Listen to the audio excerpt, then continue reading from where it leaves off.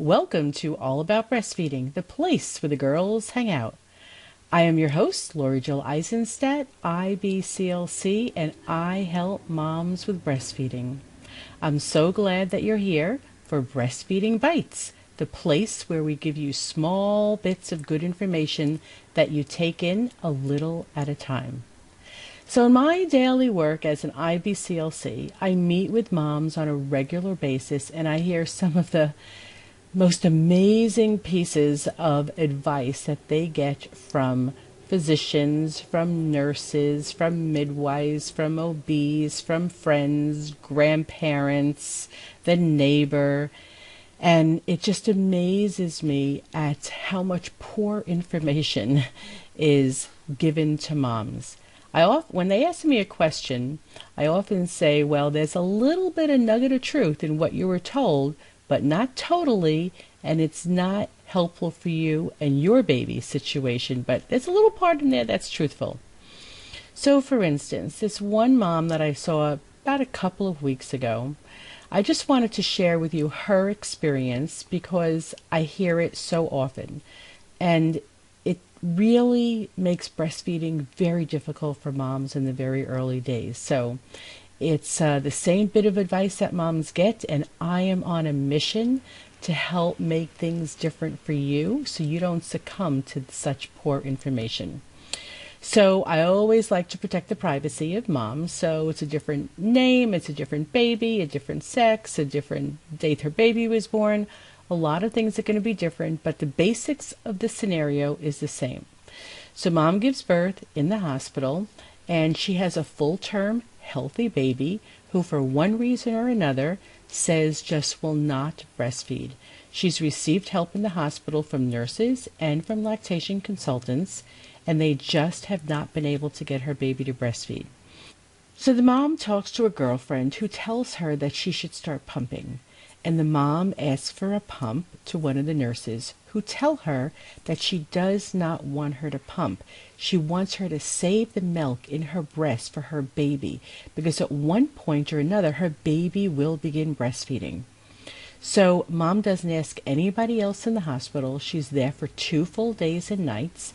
She's supplementing with formula in a bottle, and by the time she leaves the hospital on day 3, her baby is taking about 20 milliliters of formula every feeding. I see her on day 4, and by day 4, her baby is up to 30 milliliters, a whole ounce of milk, and she says her baby takes that in about 5 minutes, and she's very proud and happy to say that. She doesn't know that 30 milliliters is a lot of milk that a 4-day-old baby is taking, and that 5 minutes is that baby is just guzzling it down. So when I asked her about breastfeeding and pumping and what she's tried, she explains to me what she was told in the hospital. And she said that the night before, though, when she came home, so it's the night before, and I just came that morning, probably about 8 hours later. She tried to pump. She was just curious. And she said she could get out just a couple of drops. Then she pumped about 2 or 3 hours later, tried again, and didn't get anything. So by the time I come there, she's convinced that she has no milk. I work with her and her baby. I ask her all the usual questions, do a comprehensive evaluation before we even put the baby to the breast. And I could tell already that her breasts are starting to fill with milk. They're certainly not full, they're certainly not engorged, but I could tell that there's stuff going on, and I'm very excited because I could already see that there is beautiful breast and nipple anatomy, beautiful oral cavity. There's no reason in the world why her baby cannot be latching on. So I can't wait to work with her. I see her latch her baby on, and she's doing something kind of weird. She's putting her 2 fingers very close, like her thumb and index finger, very close to the base of the nipple, and leaning forward and pushing her nipple into the baby's partially opened mouth at a really awkward angle. And with that, she says, see, this is what he keeps doing. This is what he keeps doing. He doesn't really open up his mouth. And when I, bring him to the breast or put the breast in his mouth, he just pushes and pushes away. It is really, really strong. See, look at what the baby is doing. And I am like, yep, I see what the baby is doing. And and I also see what you're doing, and I'm real excited because I know that there's lots of room for improvement, and I'm really excited to demonstrate to her different positioning that she could use, breast support, baby support, and I explained to her what it was she had been doing and why that isn't making it easy for her baby to latch on. And so I worked with her and I verbally went over it all with her. Then I demonstrated with her. I put her baby on her breast for her because she was just so frustrated at that point. She could see that her baby latched on fairly easy, and very quickly I took her baby off. She was excited. Tears started rolling down her eyes. She just wanted to leave her baby on. But I know that won't help her at all. So at that point we proceeded to really practice how she could hold her baby to make it best for her and her baby. It might be totally different for another mom, but what I was showing worked for her. But the most interesting thing that I really wanted to share with you is that once her baby started breastfeeding and she practiced it about 8 or 9 times, we then let the baby stay at the breast for full feeding on one side. Then she practiced on the other side, and we did a bunch of on and offs, and there was some misses along the way and some shallow latches along the way, and going back to an old habit that was only a few days old. But she began to really pick it up and became better at it, and her baby started to also become better and probably expect what was going to happen. So when her baby was done feeding from both sides, we weighed her baby, and her baby got about 16 milliliters. Now, 16 milliliters when she thought she hardly had any milk or no milk at all. This was incredibly exciting.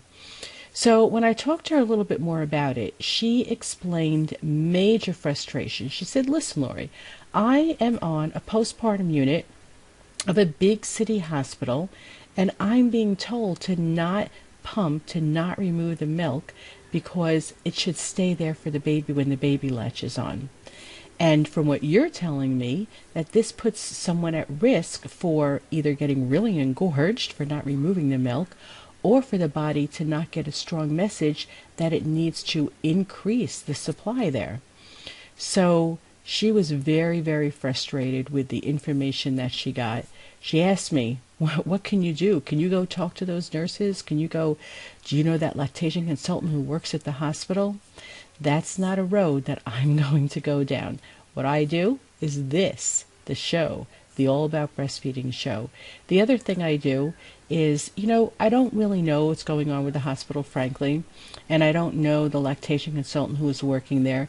Some lactation consultants, you're really under the gun. We have way too many patients in a very short time in the hospital, and sometimes this is how I like to look at it. We do not have the opportunity to shine because of the environment that we're working in and the patient load that some lactation consultants have. So I don't know what was happening with her. I just know that she should have been given a pump and should have been explained the rationale behind needing to pump and remove the milk, at least until her baby was latching on.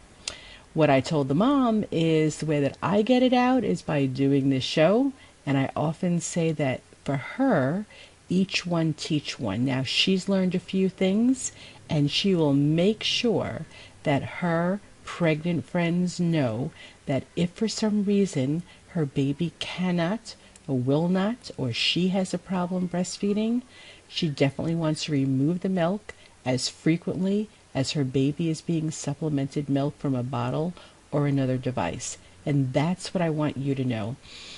The reason I'm really saying this is for some people this may be total common sense, but for a large majority of new mothers that I work with who they're either told not to, or they don't even know to ask, or maybe they're told that they need to pump, but they're not given the right instructions. So they think they need to pump a couple of times a day.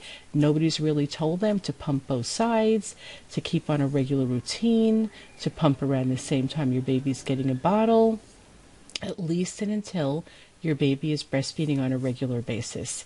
So that's what I would love for you to know. I would love for you to take that away from today's Breastfeeding Bites. Until the next show, bye-bye.